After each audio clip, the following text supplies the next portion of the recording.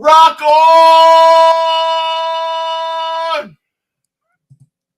All right. Jaybe!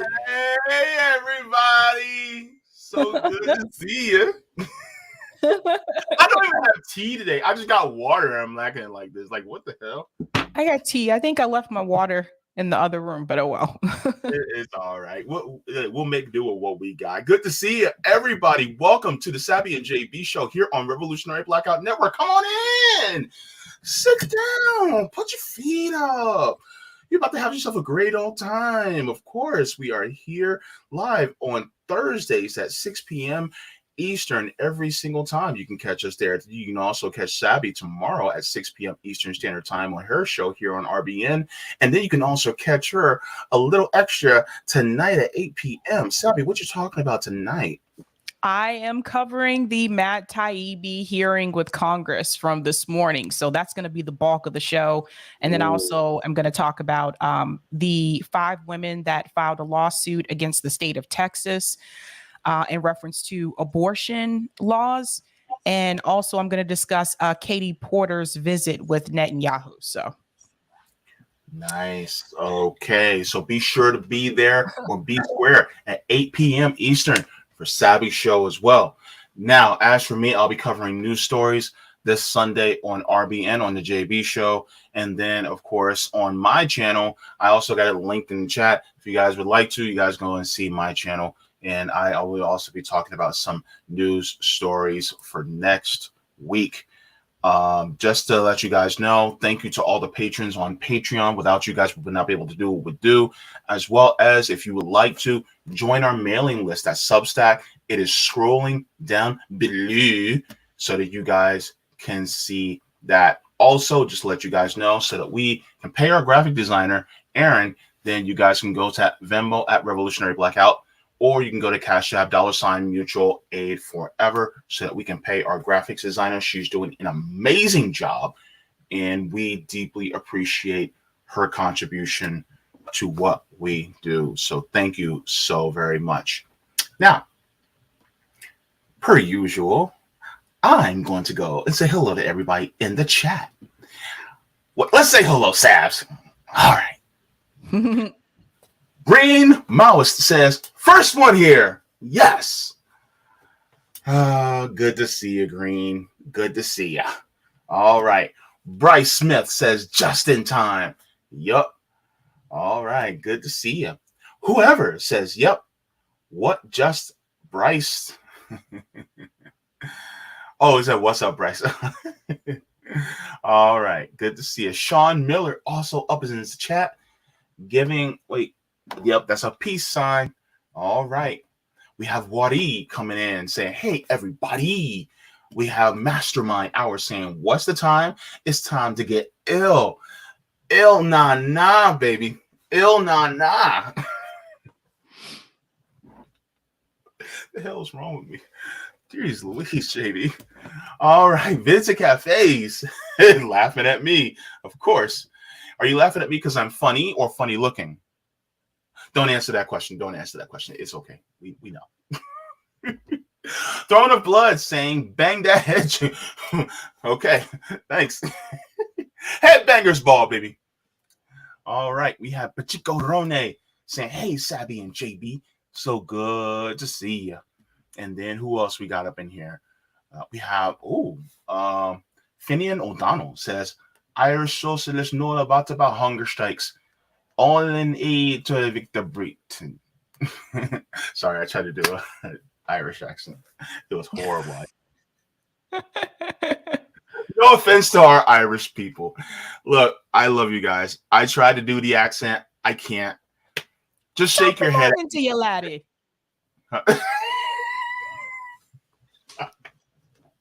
I'm having a no, because that would be Scottish if I did that. No, it's kind of like a mix between Jamaican and kind of Jamaican and Irish are kind of linked. Rick said I sounded Jamaican. Oh, I didn't do it well. I tried, Rick. I tried. Oh my goodness. Sweaty Fairy Bestie says, "Hey, loves, y'all just in time to help me forget how much I spooked myself watching haunted stuff." Ooh, don't watch that alone, girl. I don't watch horror movies. I'm not a horror movie fan. I saw Freddy, Jason, Poltergeist, and all that stuff when I was like 4. So, not for me. I ain't doing no more. So I don't watch horror movies. That's all. So we have Kill Your Egregors says RBN all day, every day. Can't stop, won't stop. Marco says, I love kitties too. Yeah, kittens are cute. They're very, very cute. All right. We have Petamilo says, hello. Hello, Petamilo. Sarina Sawyer says, greetings, comrades. Our governors are in a race to see who can be the crappiest, JB. Oh, boy. Boy, are they. A race to the bottom. Yep. All right. Rick Solis says, hey, y'all. Hey, Rick. Good to see ya. Talking with ADC. Good to see you, bro. My brother from Canada says, hey, brother JB, belated B-Day, Sabs. Thank you. Nah, she's still 21. Oh no. Gamer for Life says hello, Sabby and Jaybe. Oh, by the way, everybody give Sabby a happy birthday in the chat because yesterday was her birthday. Mm-hmm. You thought I wouldn't do that, didn't you? You know I would. You know I got you. All right. Ghost Star is in the chat saying hand purple, blue, peace, face, blue, smiling, hand, pink, waving. Hello. I'm so stupid today. I don't know what the hell's wrong with me. Oh man, Marco Padillo says Claire Daly. Oh man, Claire Daly, she's a gem, isn't she? She is. CBC voters saying happy Thursday, JB, Sabby, Sabs, T, and what is no word? Oh, is a B. Oh, tea and honey. Okay. All right. Goodness gracious, I can't think today. Roger says Sabrina. You know you gave me a good laugh on the call-in playing 50. Had to record every time I listened. I cracked up. Sounds exactly like when a child tries singing along and gets every other word. They played In the Club song by 50 Cent on call-in. I think it was either Roger or Shura. One of them played it, and I was singing along. Oh, no. Yo, Sabby, it's your birthday. We gonna party like it's your birthday. We gonna sip a party like it's your birthday. No, I'm not gonna get us. Try to get my body like that too. But anyways, so anyway, so good to see everybody here. So it's just good to see everybody and accounted for as well. Those of you in the Rock fan, I see you. When y'all start chatting, I'll pay attention. So, all right. So there was a gentleman that decided to go on a hunger strike. And when we on the left hear that, we're like, oh, what was he fighting for? Wait for it. He was fighting against the eviction moratorium ending. He was a landlord that didn't want the eviction moratorium. So he went on a hunger strike to end the eviction moratorium. Yep. You heard? Hold up. You heard me right. I haven't done this in a while. You heard me right. To end the eviction moratorium. He wasn't some tenant that was like, oh my God, I'm going to get evicted out of my home and I don't know what's going to happen. So I'm going to stop eating so that, you know, they can continue to extend so I don't lose the home that I've been living in. No. He did it because he wanted rent. Don't believe me? Wait for it, guys. Just wait for it. This is crazy. This is crazy. Oh my goodness. All right. So let me make. Oh yeah. All right. Got it up. Okay. Should I do? I have the.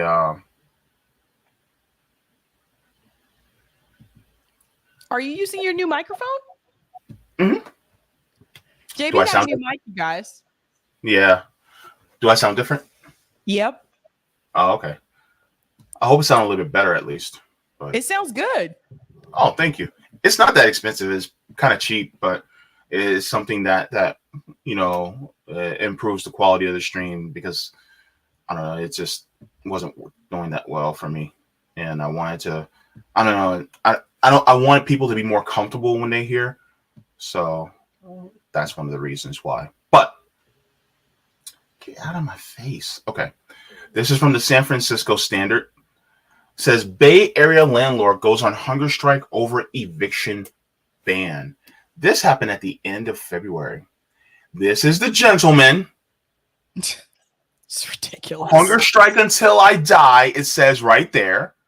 Right? It says need rent to feed my family. Tenant and landlord are not enemy each other. We can tenant live without housing providers? Where can tenant live without housing provider? Where can tenant live without housing provider? That's what it says. Eviction moratorium kills housing. My son needs tuition fee. Tenant and housing providers all need help. Housing provider, that's what he calls himself. Please help victims of government abuse. Eviction moratorium ruins my life. Abuse of power. That's what it says. He's the one in power. I'm like, what? I'm like, what the hell? Like, doesn't make any sense. I'm like, what in the world? Is this guy for real? Sabby, let me get into this article.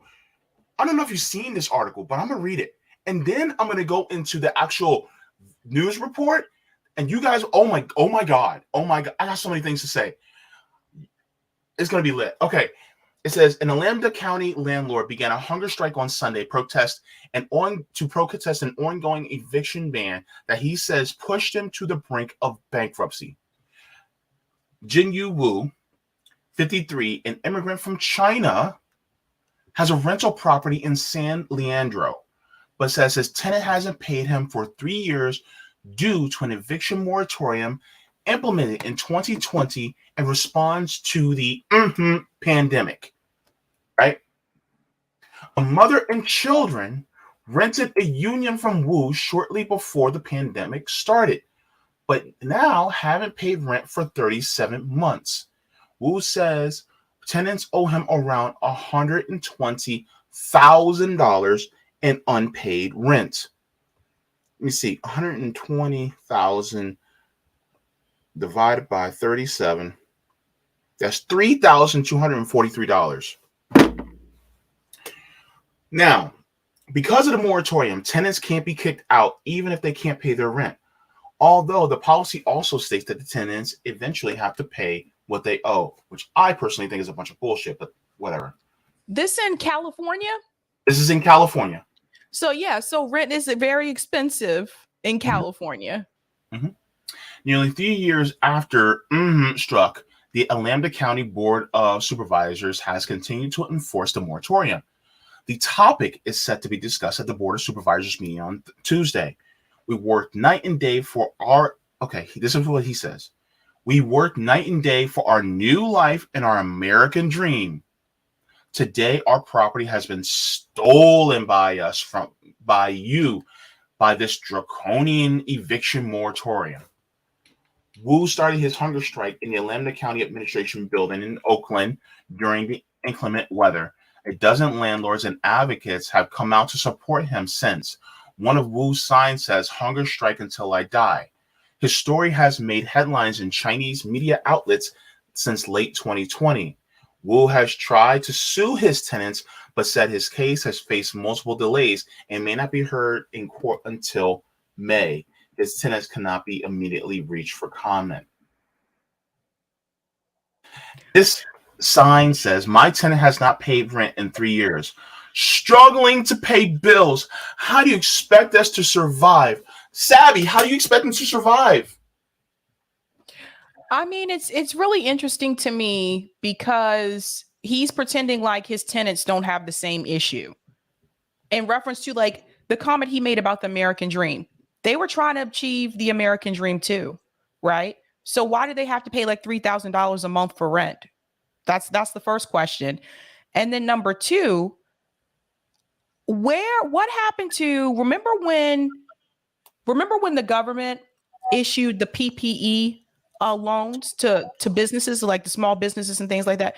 So that money, and some states handled it well and some states did not. Some of the small businesses didn't even get the money, just FYI, depending on what state you live in. But why wasn't any of that money implemented towards like the landlords? Why weren't they given anything from the government? Do you see what I'm saying? Like, why didn't they give them, especially if that's your only job? I'll do you even one better, Sabs. Why didn't we have a mortgage moratorium? Because the banks own those. That money goes to the banks, straight to the bank. Because if we would have had a mortgage moratorium, then it could have also been a rent moratorium, and thus landlords wouldn't have shit to say at all, because then they couldn't say, "Oh, we have to pay our rent." Y'all just wouldn't be getting no profit, and that's all. The only thing that you guys probably would have been griping about, and so that would have been it. But they didn't do that, and a mortgage moratorium wouldn't have just affected landlords. It would have also affected homeowners that are affected by the pandemic, so they wouldn't default on their mortgages, thus meaning that they would be okay. It wouldn't be a pause. I would have said, actually, I would have did a mortgage cancellation. To be honest with you, not a moratorium, a cancellation, because a mortgage cancellation would have been like, okay, for this period of time, you guys are rent or mortgage free for, let's say, 6 months, right? You don't have to pay your mortgage and you don't have to pay it back at all on the back end. Just don't pay your mortgage. And they could have said like, okay, yeah. And also whatever taxes that we charge to the banks, we won't charge any taxes to the banks. They could have said something like that. And then the banks could have been like, all right, cool. We won't have to pay you guys. And then we won't have to charge. We could have did something like that. And then you also, government could have said, okay, all right, rent cancellation across the board for 6 months. Nobody pays rent. And then, of course, what they also could have did was then send everybody money per month in order to shore up so that people, can actually, not have to pay because of this pandemic. They could have done a lot of different things, right? There's something else too that I think, he's leaving out here that people may not be aware of.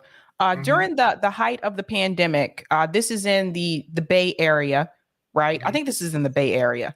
So during the height of the pandemic, some of these companies like Google and Facebook, they actually made the decision to allow some of their employees, well, actually all their employees, to work from home indefinitely. And when that happened, there were people that moved. They left California and they moved to places that were more affordable to live, because in a way it kind of makes sense. Like, if you can work from home indefinitely, do you really need to live in San Francisco and Oakland in that Bay Area? Probably not. You can go live somewhere else. So some of them moved to places like Texas. Some of them moved to places like Nashville, Tennessee, where the cost of living is cheaper. And they were still able to make a decent salary, not exactly the salary they were making living in California, because Google, at least Google, I know, did make an adjustment to, where you were living. But still, like, so there were landlords that lost money because of that too, because people moved. People left Silicon Valley. People left San Francisco. Like, I remember watching this in the local news. So there's another thing that's happening here. But I think some of the landlords that live, at least here in the Boston area, that is not their only job. Some of them actually have a full-time job, and then they're a landlord on the side. And for this very reason, because tenants are not guaranteed. People move. Like people, it's true. Like when I lived in my apartment in Somerville during the pandemic, apartment after apartment was just moving out and they weren't filling those apartments. So eventually it got to the point where there were only like myself and my neighbors downstairs. We were the only ones still left in the building. So my building had pretty much emptied out. And then I left. So that's what I'm saying. Like tenants are not guaranteed. So that's another thing too. But I just think this speaks to a larger issue. And I have a video I can play later on as well in reference to rent control. Mm-hmm. Yeah, definitely. And before I get into the video, Misha.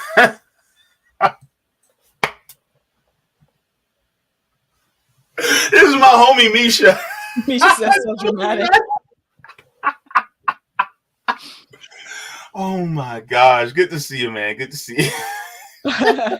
Oh, he said he was gonna watch it later today, so I was just like, "Oh snap!" I didn't realize, and then you started. And I'm like, "Nice, cool." But yeah, I'm just saying. Yeah, he's. I've known Misha before I even went to this far left. We've been friends for like how many years we've been friends? Gosh, maybe 8 years, 9 years, maybe something like that. And he got to the left before I did, so it was pretty cool. But anyways, so I have a video that I'm going to share because I watched this video and I got mad. Sabby, I got pissed. Sabby. And you're going to see why. So, oh boy, let's go. Now at 11, Bay Area landlords say eviction moratoriums have them in big trouble. One man's protest against them was so extreme, it actually made him sick. His story plus the big decision affecting East Bay landlords and tenants. From KPIX, this is the late news with Sarah Donchi on CBS. It is no secret that for the past few years, Bay Area renters have needed a whole lot of help. And eviction moratoriums were meant to do that during the pandemic. Tonight, we've learned Alameda County's eviction moratorium will officially expire 60 days from now. It was tied into the COVID emergency declaration for the past 3 years, and that expired today. Some local landlords say the years-long pause on evictions has financially ruined them. Dozens of mom-and-pop property owners had a rally about that today in Oakland. This needs to end today. They don't make them show the proof that they have income. Now I'm facing possible foreclosure. And the eviction moratorium has exploited my goodwill, forced me out of my own home, and created an opportunity for my tenant to legally extort me. Can we pause for a second? Landlords were so desperate. He actually. Yeah. There was something she said. Did you guys notice she said mom and pop small property owners? So that's a small business. That's what I'm saying. Like what happened to the PPE loans, the money that was given from the federal government to the states? Like why didn't that money also go towards property owners? Like people who own these apartment complex, why didn't it go to them? Mm-hmm. Yeah. I mean, and the thing is, like there are maybe some extenuating circumstances, like some people who may have gained property, who may have inherited it from, family, and they may be, very old and they can't work or something like that. I've heard stories like that, but I'm going to play the rest just so that we can, because I'm going to sound kind of heartless because even the mom and pop ones, never mind. Let me go. Went on a hunger strike, and he was so weak afterward, he ended up in a wheelchair. Our Betty, you talked to him about his experience the past few years and tells us why he says he should not be looked at as the enemy. A landlord who ended his hunger strike Tuesday is calling the Alameda County Board of Supervisors' decision to let the eviction moratorium expire a big victory. It's a moment of celebration. Friends and fellow property owners gathered around George Wu, who just ended a 70-hour hunger strike. He started it Sunday in front of the building where the board meets. Without eating food, a hunger strike definitely will harm him. 但是如果我不走到这里来，谁能听到我悲惨的故事呢？ So it's like he figured that this is his only way to make his story heard. His story goes back to 2019. George owns a 3-unit building in San Leandro. He said a family stopped paying rent shortly before the pandemic and owes him $120,000. He said both parents took advantage of the system after stating they had good-paying jobs on their rental application. 值得的。 So, Just because they had it on their rental application doesn't mean they still had those jobs when the pandemic hit. yeah, because California was one of the states that did shut down. They were locked down. And there were people were laid off, people lost their jobs indefinitely. So just because the job that they came in with may not have been the job that they kept, once the pandemic started. And good luck getting $120,000 from people who don't have it to pay from you. Even if a court ordered them to do so, how are they supposed to come up with $120,000? Yeah, you're literally talking about people who actually don't have assets like a home like you do. They don't have that asset. They don't have it. And so now you're trying to get $120,000 from people who don't have it because they didn't have it for 3 years. Mm-hmm. That's what I'm saying. That's what I was saying when they said that once the moratorium was over, they said that the renters would be responsible for paying back the back rent. Well, if they didn't have the money then, what makes you think they're going to have that money and some now? Yeah. Like, where are you supposed to? If you have $120,000, you're better off just leaving California and moving to like Mississippi and buying a house. I'm dead serious here, because you could do that. You literally have probably 30-40%. Well, depending on where you're at, you probably have a good 25-30%, to put down on a home, plus get your appliances and all that other good stuff. You can do that if you had if I just messed around and had a good paying job, stopped paying my rent, and have $120,000, do you think I'd still be in that apartment renting? Oh, that's the thing. It's just, to me, I mean, and I'm willing to bet it's not just one family that owes rent. I mean, it's just like, this is just, where is this money supposed to come from? This is a fall out of the sky. Yeah, it's like crazy. And I got some points to make after this. I actually wrote my notes down because I got some points to make after this. But y'all gonna see why I'm so why. Let's go in further. This thing makes me so ooh. 今天我们迎来了胜利。 So after all, he thinks it's worthwhile because by doing this, the public heard and the supervisors heard the story and they made the right decision today. George has relied on a wheelchair and the support of friends and strangers to get him through the strike. He wanted everybody to know that housing providers are just regular Joes using hard saving money to buy a couple properties and doing this as a living. And we're not. Being a landlord is not a job. She said, look, come here. Being a landlord is not a job. Let's make that abundantly clear. See what I said about me getting mad? Thank God CJ and Nick aren't on this stream, because I would have to pause every few seconds. She said, Jaybe, she said, we just want to be able to buy a couple of properties. Like, this is something that, like, excuse properties. We just want to own private property and then charge people and make profit off of their livelihoods. Is that so hard to ask?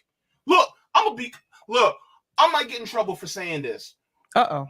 But they probably get laughed out of China for saying that, because housing is a right there. Yep. They would have got laughed out of the entire country. No wonder why they're over here. Because they wouldn't have been able to get away with that BS in China. Because housing is a human right in China. We just want to be able to buy a couple of properties. The renters that are renting from you can't even afford to buy a home. They can't. And you want to buy a couple of properties. Oh, just a couple of properties that we can charge people rent and make money off of.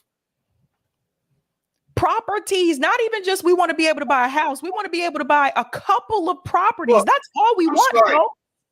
I'm gonna look in the next few seconds. There's some things they're gonna say. I'm gonna start clowning on this dude. I'm gonna start clowning on him because that's how I honestly feel. And I'm sorry, but the thing is that you have 500,000 people in this country that are sleeping out on the streets. Not to mention houseless people that are sleeping out on people's living rooms. Or people sleeping in motels because they can't afford it. And you mean to tell me you want me to feel sorry for you because you can't buy a couple extra properties? I'm a clown on you. Let's go. I'm sorry. And the thing is, some people may look at me and be like, oh, Jaybe, that's heartless. I'm like, nobody told him to go on a hunger strike. And nobody told him to buy extra properties. Cold hard people. And we also have sympathies to our tenants. But the policymakers should not just making laws that's purely one-sided. Jennifer. Oh, but here's the thing. It is one-sided, but it's sided towards you. It's not sided towards us. It's never been sided towards us. And the one time that it may be slightly tilted in our direction, you guys flip the fuck out over it. And it's like, what? Are you kidding me right now? You go on a hunger strike for just 37 months of unpaid rent, that a property that you decided to buy, and you're a middleman, and it's not even your own home? Like I said, being a landlord is not a job. Good God. Lou is president of the Business and Housing Network, or BAN, and a property owner herself. It's not fair. The government have been charging us the property tax. I'm not aware of any of the county who waive the homeowners, the property taxes. George said his case was deferred 18 times because of the moratorium. He's borrowed money from relatives and picks up labor jobs to get by. So he had to find a job. Oh, so you had to find a job. So now you know how your tenants feel when you charge $4,000 a month for rent.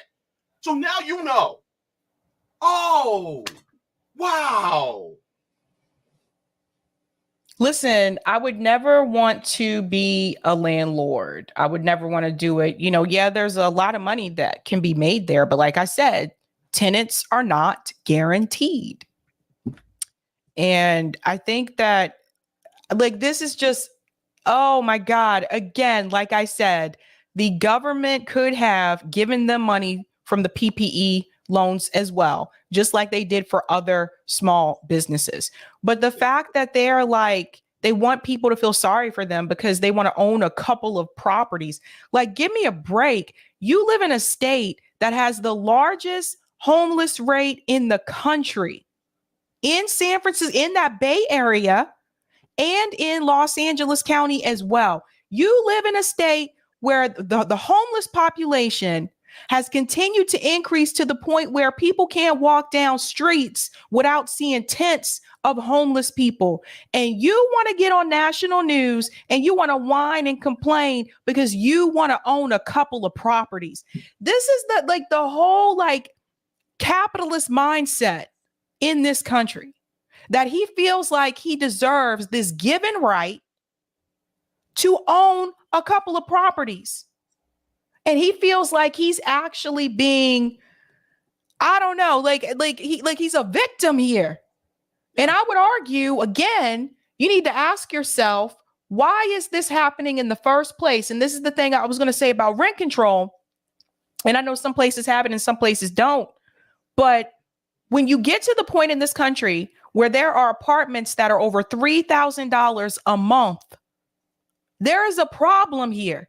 There's a problem, period. So if you have residents and they were paying you over $3,000 a month, which from Jaybe's calculation, that's what that adds up to, and you were making over $120,000 a year, why should we feel sorry for you? This is what I'm trying to understand. Yeah. Most people, most Americans will never be able to make what he makes, Jaybe. Yeah. So in 37 months, you get $120,000 in 37 months? In 3 years, you get $120,000. That's why I said most landlords I know here have another job, or they own another business. They may own like a heating and air business, and also own a property or two, and they're landlords. They usually have something else going on, unless they inherited in the family and it's kind of been passed down. But other than that, it's like that's $40,000 a year just from one family that he's making all money off of. That's $40,000 a year. 37 months is 2-3 years in 1 month. That means $40,000? And you mean to tell me that you're pissed off that they couldn't pay it? He doesn't understand. Does he not understand the average American is not living that way? And I know they said they want the American dream, but the average American don't have the American dream. No. The Shake Up just said, I got a master's degree and I don't make as much as that dude. And there's people in that situation. You have teachers who make less. You have teachers who make less than $40,000 a year. Yeah. Like, it's crazy. I'm going to finish this thing up. Oh, God. Even though he did this just by himself, but he's not feeling alone. So that was the Alameda County decision. The Berkeley City Council did the opposite. They actually voted tonight to extend their own eviction moratorium till August 31st. That's according to a report in Berkeley side.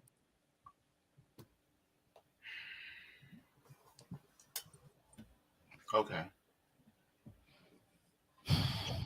Let me go to my notes, because I said something. Let me read this really quick. Here's what I said. If you own the property and the tenants are only paying for the mortgage, even still, and what I'm saying by only paying the mortgage, that means you're not making any profit off the property, which all landlords charge an higher than the mortgage so they can make a profit on the property. But let's just say hypothetically, you're charging only the mortgage, right? Let me just continue. Even still, the property appreciates in value. But who does the work of paying the mortgage? The tenants. So why should the landlord reap the benefits of the property appreciation? Add to that, the landlord also makes a profit which does not go towards the building of the home, and they just own it, and maintenance with property tax is paid by the tenant through the rent, and the landlord, all the landlord does is divvy up each month how much they keep and how much goes towards the mortgage, maintenance, repairs, and property tax. Landlords are literally middlemen who are unnecessary. They can go on a hunger strike to demand rent. This is a failed system. Like, okay, let's say you're a landlord and you're like, oh, I'm going to be a good landlord. I just want you to pay the mortgage and that's it. I'm literally paying your mortgage. I should be the one owning the home, not you. Why do you get the appreciation of value? Why do you get to say that you own it and then make the money from the appreciation when you decide to sell it, and then I'm left out on the street? That's crazy. So when I go, oh well, it sucks to you, be you. You should have just stuck to just own your own home. That's it. Well, why isn't that option available to most renters. I know there's opportunities for people to do rent to own, but those can be kind of scams sometimes. I had a friend of mine that did that and it did not go well. It was more so of a scam. But why is it like after you have rented, especially if you stayed in the same unit, if you've rented a unit for, let's say, X number amount of years, why aren't you given the opportunity to then own that unit? This should be nationwide. Like, by the way, how long have you lived in your apartment, JB? I've been here for almost 10 years. Okay. In my mind, I feel like you should already have been given the option to own that unit. That's how I feel. That's how it should be. And then more people would have the opportunity for home ownership. You've been renting for 10 years. Sabby, I did the math of how much I've been paying rent over that 10-year period. It was over $130,000 I've already contributed in rent to this apartment. See? And I don't own it. I don't own it. This is a big part of the problem. See, $130,000, like, here's the thing. Yes, there are places in the United States where you can buy a single family home for that amount of money. But the thing is, you can't raise the amount of money for the down payment because most of your money is going to rent. So it keeps you in this constant cycle of being a forever renter. This is very important for people to understand. There is no reason why, if you've lived in a unit for especially 10 years, you've lived there for 10 years, there's no reason why you shouldn't have the opportunity to own that unit. And then if you want to, you can sell the unit and then you can move out and you can get yourself a single family home. Okay. Why is this a thing? Instacare says the landlord is likely to have a mortgage on the property and it's his retirement and is disabled. How is he going to survive? And how is it fair to have his property taken away? Disabled? Number one, they never mentioned that he was disabled. And even still, here's the problem. Now, who's paying the mortgage? Is that fair for tenants to pay the mortgage just because, like, why doesn't he just sell the property and then get the money from that? Yeah, I want to clear up too. They didn't say he was disabled. They said he's in a wheelchair because he was weak from the hunger strike. Yeah. So just FYI. They never said that he was disabled. Yeah. And we're not talking about taking his home away. He has his own home that he lives in. So why in the world are we crying for some guy who decided to buy up a bunch of property that also appreciates in value? Homes typically appreciate in value. Property like that typically appreciates in value. So guess what? 10 years ago, no doubt his property was significantly less than what it is. So if he was to sell it right now, he'd actually make a profit off of it. So why am I crying for that? He could just sell it. And boom, nest egg for the rest of his life. Boom. You know what I mean? I'm not going to cry for landlords. I'm sorry. I'm just not.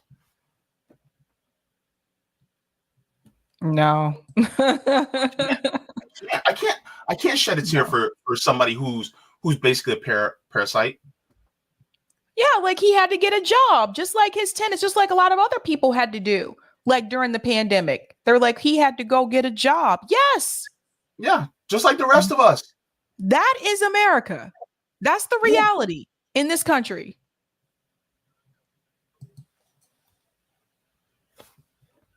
Ogre says, hang on, says let me see, in Alameda County, landlords have to pay for the tenants to move. Good. You know how much it costs to move? They're the ones that have the investments in all the properties and making all that money, not us.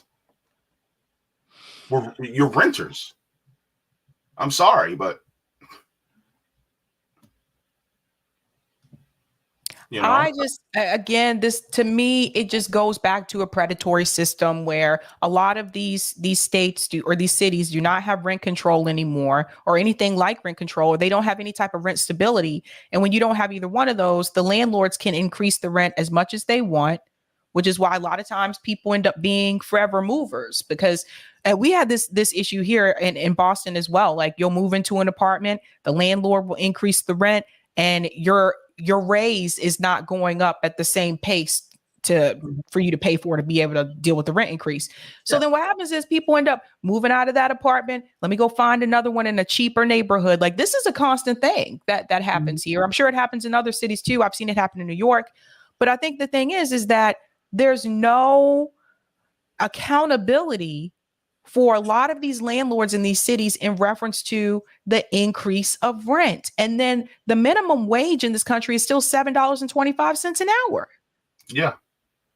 So there's no, that's why when people say to me, like, the American dream, I'm like, what American dream? What dream? Yeah. What dream? I can play go ahead. Ben says, for property value to appreciate, the percentage of our people that can afford to own property must go down. It's exploitative and doomed to crash. And then you know what happens to those properties when they crash? Mm-hmm. BlackRock or Vanguard buys up those properties, renovates them, and sells them for a higher price. Like, this happened during the 2008 housing crisis. Well, they're not even selling them. They're renting them out. You go. There you go. And especially in an area in like the Bay Area, you know, Shahid Buttar has talked about this multiple times, that he said there are plenty of homes. There are plenty of vacant homes for people to live in. I have the rent control video. Can I play this really quick? Yeah, let me just address this. It says, you think people deserve to live in other people's properties because capitalism is bad? No, I honestly think that we shouldn't have private property. I believe in personal property, but not private property. Because then that means that you own the means of production, and then other people have to maintain it, and people, you know, you can just dictate to other people what they can and can't do, even though they're the ones who are either making the property appreciate or they're living in it. I mean, housing is a human right. Do you believe that housing is a right or not? That's the question. And the thing is that apparently it seems like that you don't believe that housing is a human right. So therefore, you know, that's your ideal. So, well, I guess this is the correct country for you. And this system is the correct system for you. But fortunately for us, we don't want this system. And it's growing by the day that people actually want to change the system. Yeah. And speaking of rent control, I want to go ahead. I have this video here from More Perfect Union, which they cover pretty great things. But they did cover this recently. Rent control explained, debunking your landlord's myths. So let me go ahead and get this started. Sure. This all this time. Final notice. Pay rent or vacate. My husband was sick. We had 7 wonderful years, together, but he got cancer, and it spread it from his back to his lung, and he passed away from 4th stage lung cancer. I lost my best friend. When he passed away, all income ceased. The landlord came and told me, with no sympathy, you got to get out. You don't have if you can't pay, you got to go. I put all my stuff in storage. I had no place to go. I actually asked strangers where I was working, could I live with you guys? And I was homeless for 2.5 years. I was homeless. Just want to chime in here for a second, JB, because what she's discussing here, it happens. It happens to people where they have a spouse and one of the spouse pass away, and they're the ones stuck with the mortgage or stuck with paying the rent. You know, it's a big difference when you go from 2 income to like 1 income.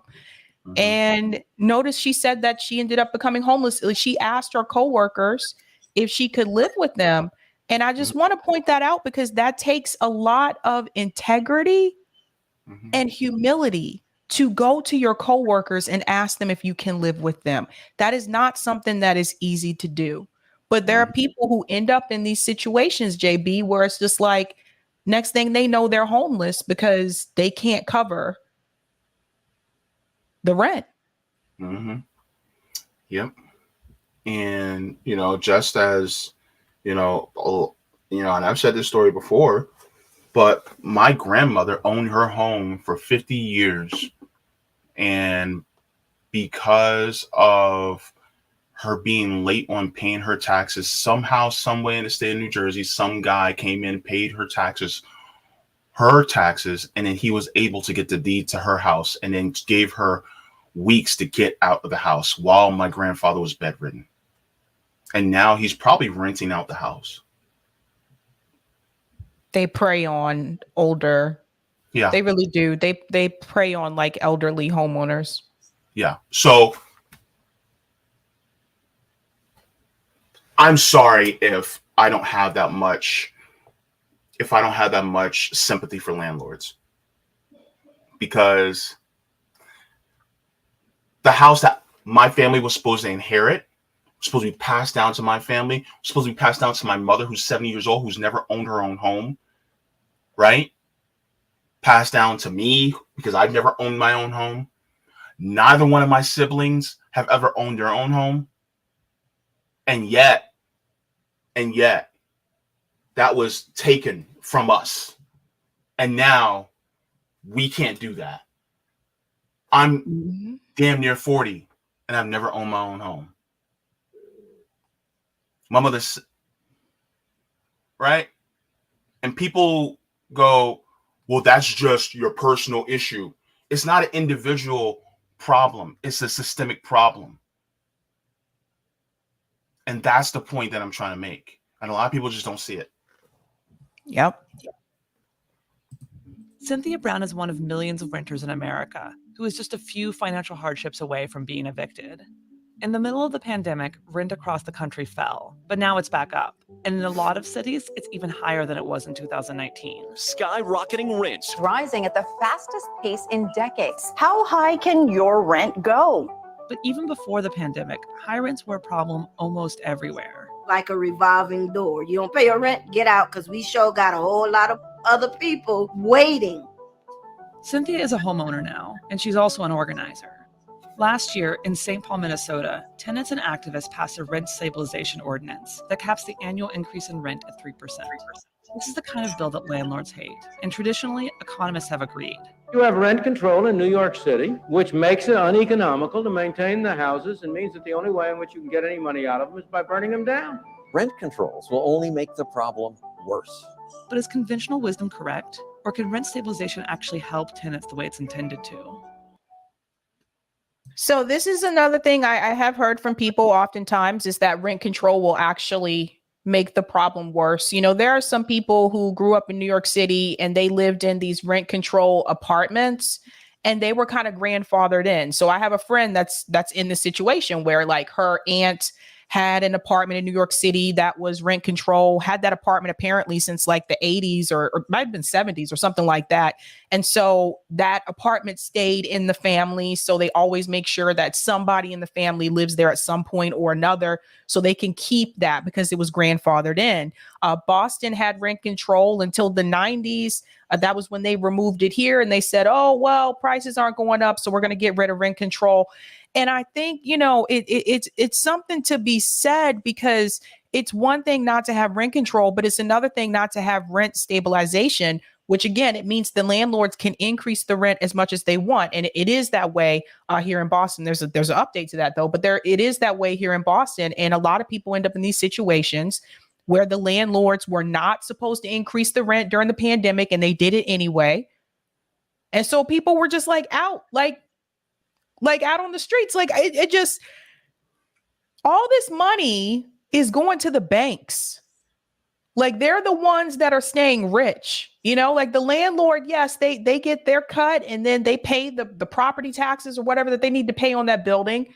But the banks continue to profit. Yeah. And the banks are the ones that, and by banks, it's not just the big banks, it's also the central banks too. They're the main enemies of this all.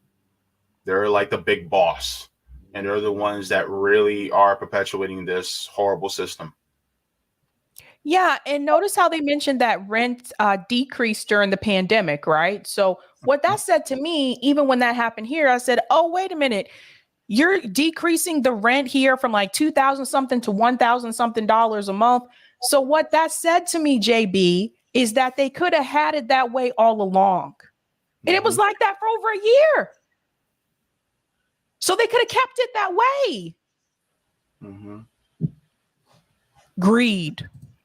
This is the classroom for a more perfect union. It's practically a miracle that this bill passed at all. Nationwide, there isn't a cap on how much a landlord can charge a renter. Many states actually have a ban on any kind of rent stabilization, and Minnesota is one of them. But St. Paul has a loophole.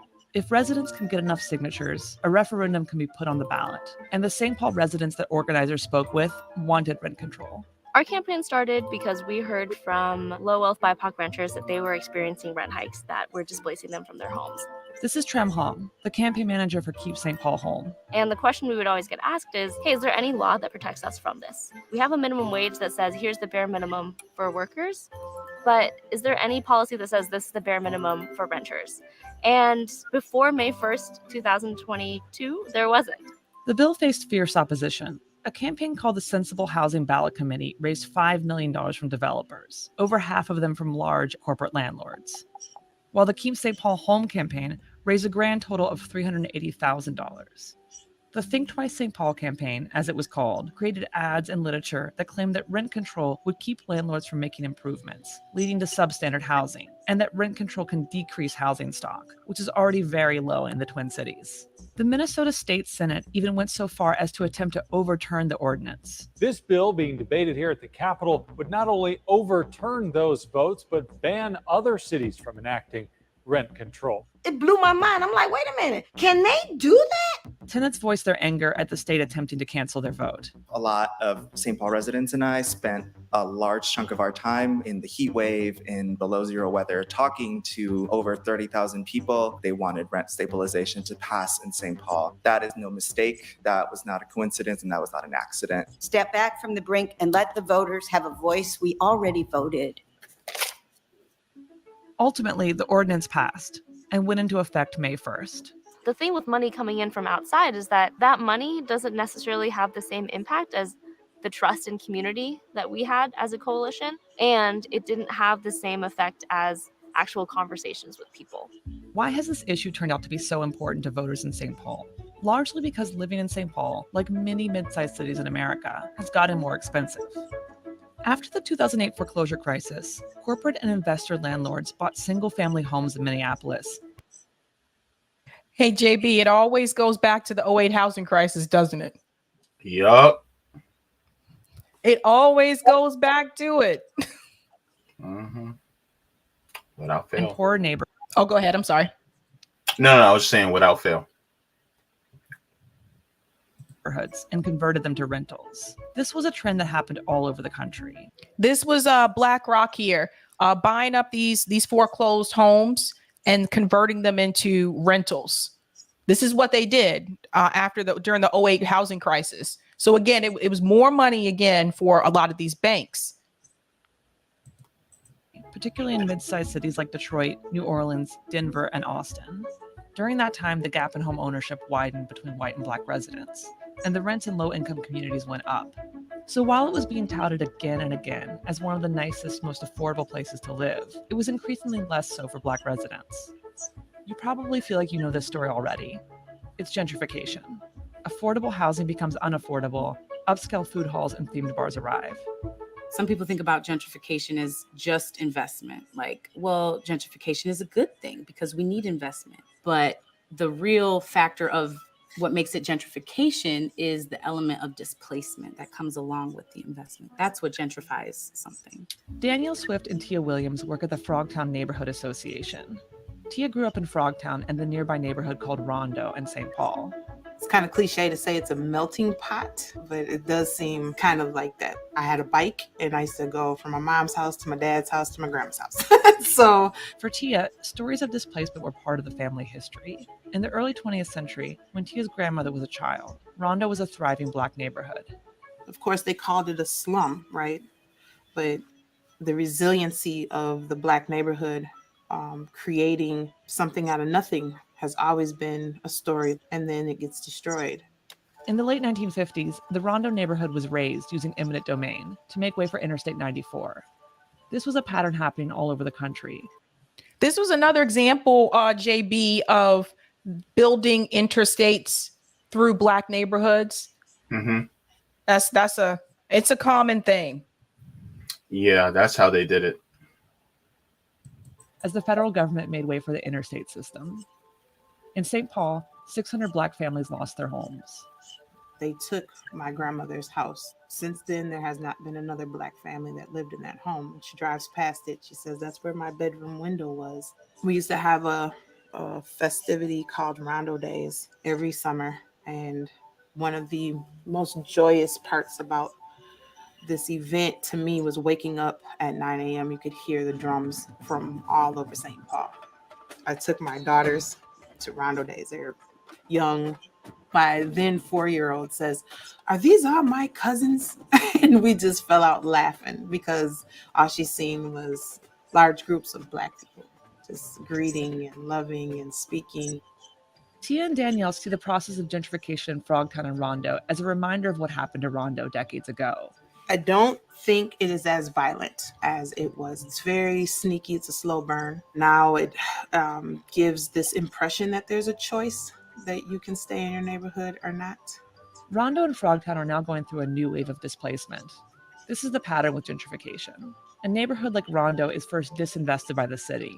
Money and people with money leave the neighborhoods for other places, often the suburbs. Less money goes to housing, to transit, and to schools. Once the neighborhood is economically abandoned, the city then reinvests to make it more attractive for developers and higher income residents. But they never want to invest in it while the people are there. Have you noticed that, Jaybe? Yeah, but that's a part of because the people who are living there, they don't make enough because of their employment not giving them a living wage. So then things go down, things get depressed. And so then it loses, it goes down in value. It just becomes dilapidated until the point where the value of it is so low that it's like, okay, well, the city can just, repurpose it and then rebuild it into something for more higher incomes. And so then what happens to the people? Well, the people, they get, the rents start to increase and they get, bought out. So they can't even afford to live there anymore. Then guess what? People go there and move into the neighborhood who are higher income. And then they start building up, it with the new people instead of actually the people that has been there since the beginning. Yeah, it's like the people that grew up in that neighborhood don't get to reap the benefits of the revitalization. They have to move out because they can't afford to live there anymore. Greg Bruce says people also justify gentrification because it brings in diversity. Juice bar, CrossFit, people of all colors, LOL. Yo, real talk. I'm literally living in an area that's being gentrified right now.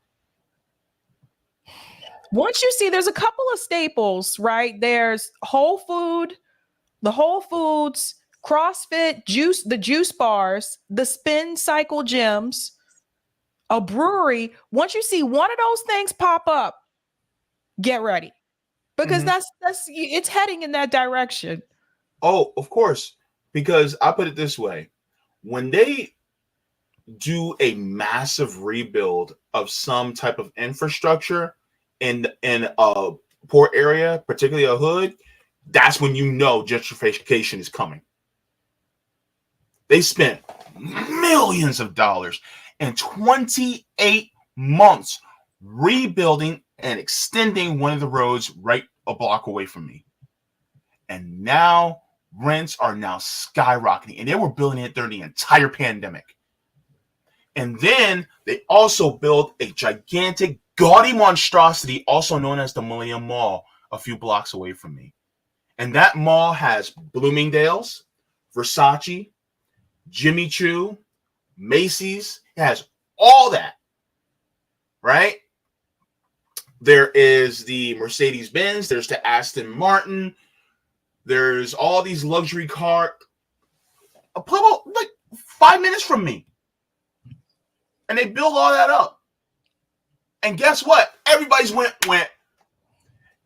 our rent, you know, in the thousands. 1, 2, 3, 4, 5, 6, 7, 8, 9, 10, 11, 12. That's how much it went up. Creative Experiment said South Park had a great episode on gentrification, historic Kenny's house. I remember that. What was it? Soto Sopa was the name of the area that they gentrified. So you want to hit some of the comments, JB? Yeah. I think we started some of them. I also have a video I want to show, but we'll get to that in a second. Greg says, what kills me too is when you can't move in without paying first month plus last month plus security deposit plus realtor fee. Oh, by the way, application fee too. Makes people go into debt just to find a place and perpetuates the cycle. Absolutely. What is the application fee for anyway? What are you paying for? Apparently, you're running a background check on people, and that costs money. But they probably up the money on it so they can get some more money for it too, so that they can have a little bit extra money on top of it besides rent. Justin Lips Watson says, my family lost their house in 08 subprime crisis. Wow, man. Esoteric Teaching says Larry Fink and BlackRock manufactured an economic collapse and were given billions of money by the government. Now they're the largest owners of single-family homes. Wow. Yeah, it's something I mentioned a couple of days ago. Was like, as many times as we heard Bernie Sanders call out Jeff Bezos and Elon Musk, you never hear Bernie Sanders call out Larry Fink. And BlackRock owns almost everything. Just FYI. Wow. And it's crazy because the problem is that people will look at us and go, just invest. And it's like, in what? If they're buying up all the homes and they're just renting them out and they don't want to sell, then guess what? You have nothing to buy. You know, that's like trying to tell somebody, I'm hungry, I want to buy some food. And it's like, well, go to this grocery store and buy some food. But how can you buy food if there's no food on the shelves? Yep. So, it's crazy, man. And it's crazy. And man. why isn't your application fee refunded if you're not approved? It should be, but they always say the application fees are non-refundable. Misha says it was surreal in Phoenix, bougie area, Orange Theory, Whole Foods, Trader Joe's, car dealerships nearby, poor areas, all of them. Little Caesars down the street from me, and Department of Economic Security location. Just like the same thing we talked about this before, JB. It's like you don't see payday loan places in well-to-do areas. You just don't. No. Because if you want to get a loan, you just go to the bank. That's right. If you come to Boston and you go to Roxbury, the Roxbury neighborhood, there's hardly any banks in Roxbury. Why? It's a predominantly Black neighborhood, although they're starting to gentrify there too. But that's just the reality. Yeah. People end up going to, what you will see though? A bunch of check cashing places and payday loan stores. So that's what they want you to do. They want you to go to the check cashing places, which is going to charge a fee. I went to one last month. I had to go to one last month, Sabby. And it's a block from me. That's how, that's how close it is. I had to go to a check cashing place. I could take my pick, and across from the check cashing place is the liquor store. That's the way it is. Lawrence Fishburne talked about this in Boys in the Hood. If you guys haven't seen Boys in the Hood, you have to watch Boys in the Hood. He talked about this. He talked about how, or his character talked about this. He said, why do you think in our neighborhood there's a liquor store, payday loan place? He said, why do you think they have all this on every corner in our neighborhood? Mm-hmm. Yeah. Because it is lucrative to be poor, to be around poor. Because the moment we get that paycheck, it goes right back out the house. That's called living paycheck to paycheck. And in fact, on my channel, I was reading Asada Shakur, and in her book, she was talking about her friend Little Bit. Her nickname was Little Bit, and how her mother and her lived in a really bad, I think it was 83rd Street in New York. And yeah, it was like that basically. Let me get to some of the comments in Rockfin really quick, and then I want to go to this next video because I don't want to go over time. But let me see. All right. Thanks to Rackfic and Marmalade for the tip on Rockfin. Happy birthday, Sabby. I am grateful for your efforts. Thank you. Rackfic and Marmalade says, is it mean of me to hope? Oh, damn. I'm not going to read the rest, Rackfic. Damn. Thanks for the tip. Roger says, no, that was meant. I'm sorry. No, that was you who played 50, Sabrina. I played Barbershop Quartet for you. No, I really didn't play it. I think that was Ashura who played it. That's what I was saying. It was either Roger or Ashura. I didn't play it. I didn't get back to my computer in time. Oh, okay. Yeah. Governors have lost the public trust and should no longer be in charge of Fed money. We need a federal law when it comes to distributing Fed money and resources. They bypass and cut the middleman, aka state and municipal government, come straight from the Fed. Damn, Trump and Joe could have gave everyone $2,000 a week check until now. Yeah, true. Dave Burr says PPE, many unjust loans made. Pelosi's husband, $10 million out of that. Damn. Well, there you go. Some landlords that are now poor and have many tenants, many poor tenants, for instance, could use some type of loan, maybe.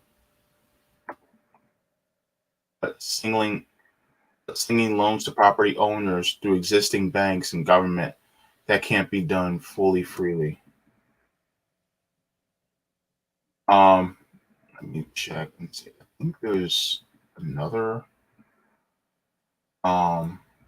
You can sort it by, if you were looking for tips, if you go up to that thing where it says live chat, just click on that little drop down and you can do tip. Yep. Oh, right.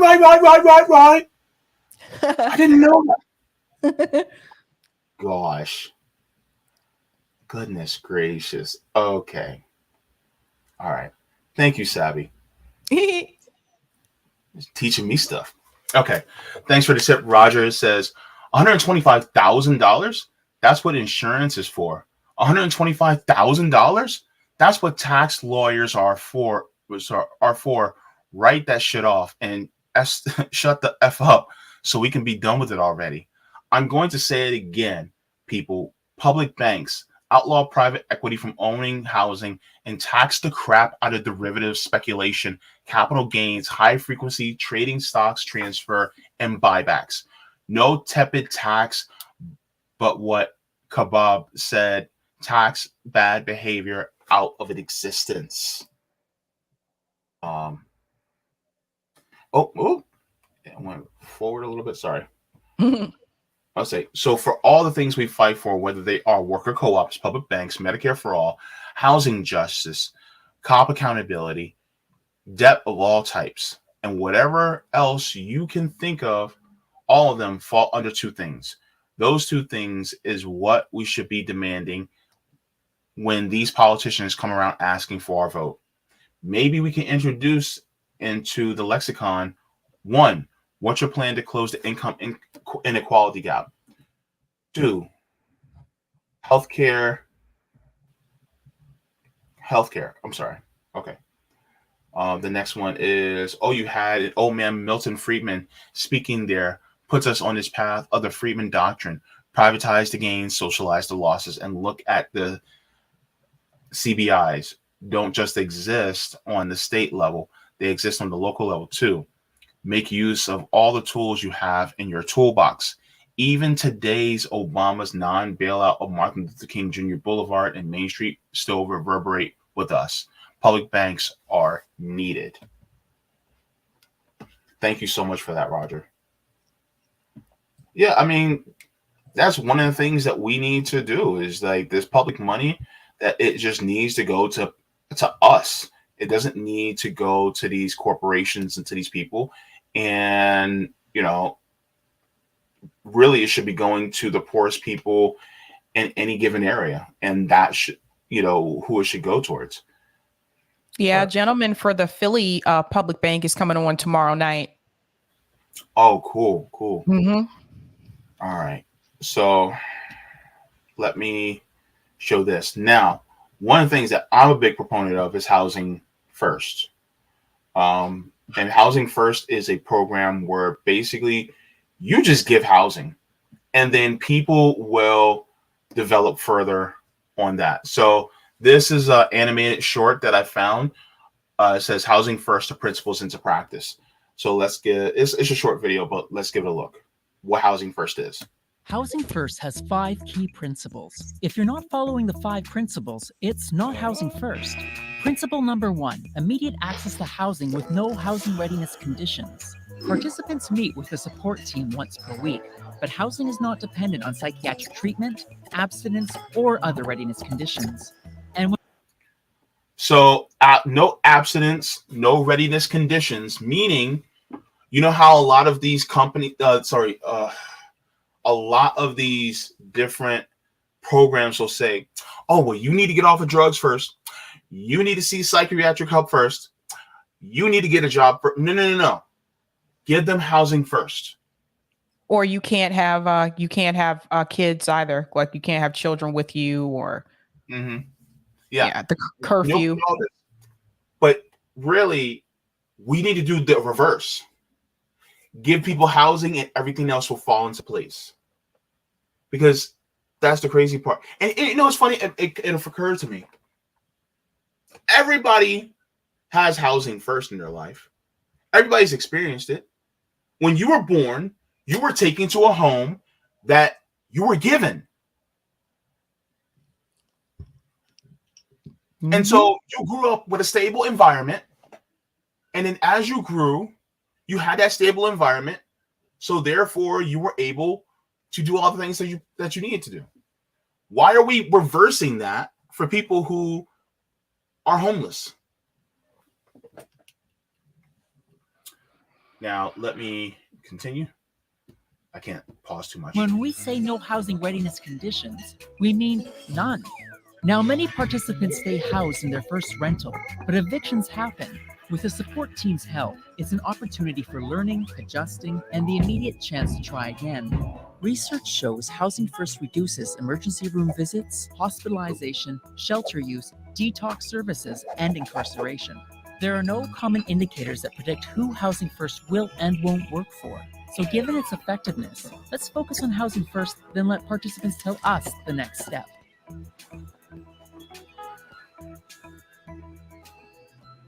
Principle number 2, consumer choice and self-determination. This principle highlights that participants want and can make productive change occur in their lives. But in order to thrive, meaningful housing options are a necessity, and research shows that a majority of participants prefer independent market housing throughout the city. Now, in order to foster learning and self-determination, it's important that the team support most choices participants make. Though the team can point out expectations, they should avoid overprotecting participants from learning opportunities. When choices have poor outcomes, a supported learning environment promotes more informed choices in the future, reducing long-term harm and increasing self-sustainability. Principle number 3, recovery orientation. People are more likely to do well and achieve personal goals when they have an opportunity to find their own recovery. Housing First relies on supporting people as they work at their pace towards self-defined goals, whether it's treatment, returning to work, or reconnecting with family.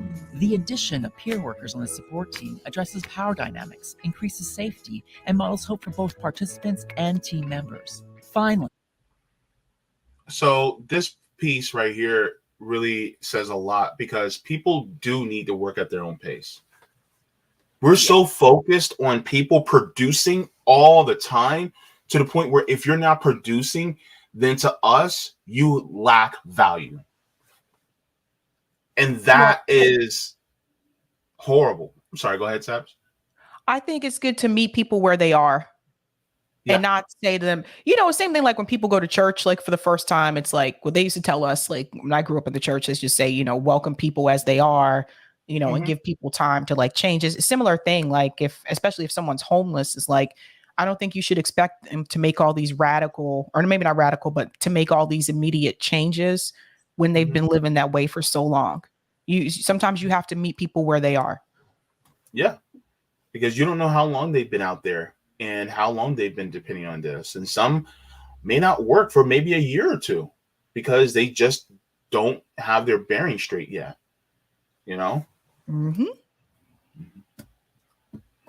by building, following, and reviewing strength-based recovery plans, the support team can spend less time managing crisis and more time on the steps that lead to the participants' goals for recovery. Principle number 4, individualized and person-driven supports. Now, support is meant to fit the participant, not the other way around. People are at the center of Housing First. Therefore, the support team provides appropriate team members, approach, and tools that help each individual with their goals. Whether that's grocery shopping, working, adopting a pet, finances, therapy, or engaging with new communities. By replacing complicated policies with flexible models and a can-do philosophy, the team helps participants reduce long-standing systemic barriers, thereby improving self-determination, choice, and quality of life. Principle number 5, social and community integration. Moving to a new area can be a hard experience for anyone and can make you feel pretty isolated and lonely.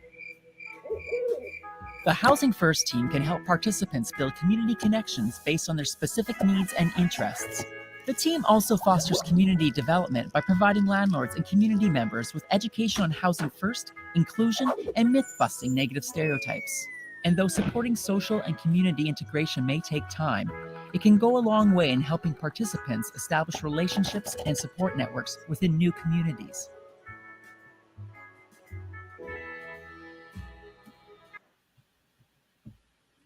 So that's pretty much Housing First. And so I think that's very important, you know, and it's so important, you know. Yeah, it's like give them a place to live first, you know. Yeah. Kit. Yeah, Kit's here. Yeah. And there's an interesting take from Misha. Says you can't expect a homeless person to perform at the same level as someone who has had constant stability. Homelessness is more than just housing. It impacts nutrition, which in turn impacts cognition and physical capacity. Yep.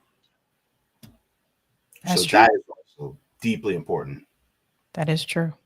Yeah. So, you know, my thing is like, we need to get out of this whole individualistic take that, you know, it's your responsibility to, you know, have housing and you need to just buy housing and you're subject to these markets. Whereas in reality, everybody is worthy of housing. And people say you deserve housing. No, you're worthy of housing. And I think that's important for people to know. And I think that we should have a housing first atmosphere in our country. But that's going to be it for us. Sabs, again, what do you have going on?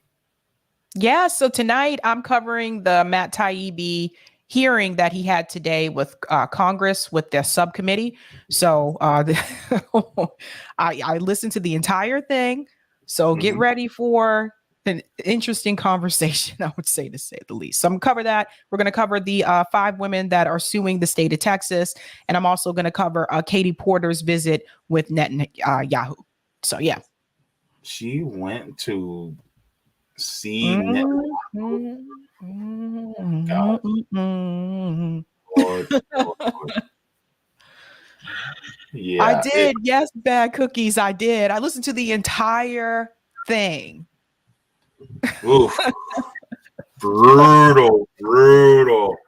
Yeah. Well, we look. Thanks, Sabby, by some super chats or something later on her stream, just for doing all that hard work. She did case study QB level work. That's some hard work. And she hasn't pulled her brain out through her ears just from hearing all these people. God bless your Sabs. So thank you, everybody. One of the things that I want to mention today, thanks to the patrons on Patreon, as well as those of you who are on our Substack getting our notifications. If you guys would like to, you guys can go to our Substack and notifications. Also, to pay our graphics designer, Aaron, please go to Venmo to help us with that at Revolutionary Blackout, Cash App at Mutual Aid Forever to help pay, because we love the kitties. RBN loves the kitties. All right. What? Not me. Uh-oh. Don't say it out loud. Anyway. Team pup. So we got to get going. But make sure to see Sabs in 30 minutes. All right. Got to go. Love you. Bye. Bye. Deuces. I'm looking at. Got to get going. Boom. Bye.